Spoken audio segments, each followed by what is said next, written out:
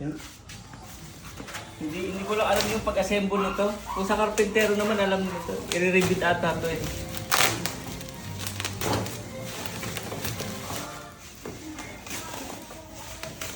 Yung karpentero ko, hindi niya na ginamit yung ganito. Gumawa siya ng separate na dito.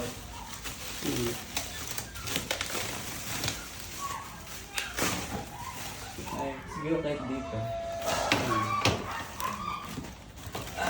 Yan dito. Madali naman natin yan. Ito yung air.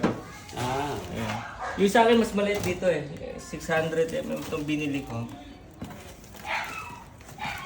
Ang ganda mo ito.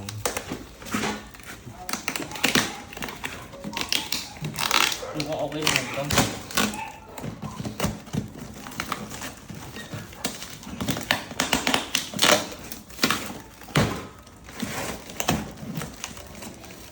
Kala ko na message ka na ni Kuya John.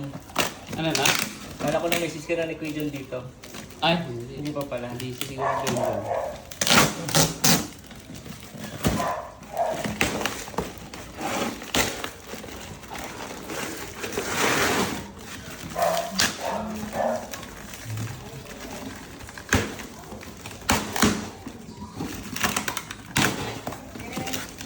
May ano ka naman yan, ano kay Mike, yung... sige.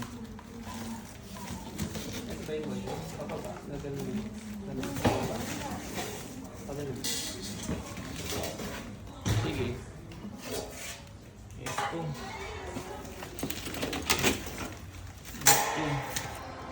May procedure naman.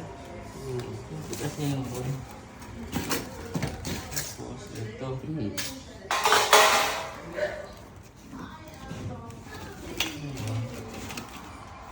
Ingat lang, baka matalil yung mga gilid. Stainless ano? Stainless yan ano? Stainless. Ngayon, ito ata yung pabilog. Yung gano'n, yung assemble.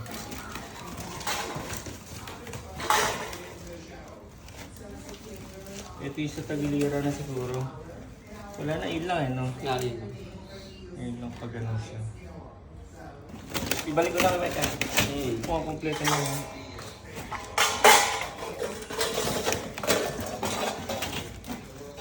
Matalin lang yung mga gilid.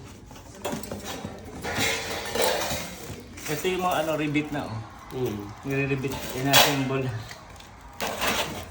Sa ko lagay, makikita na lang. Hindi pa mo dito. Ito.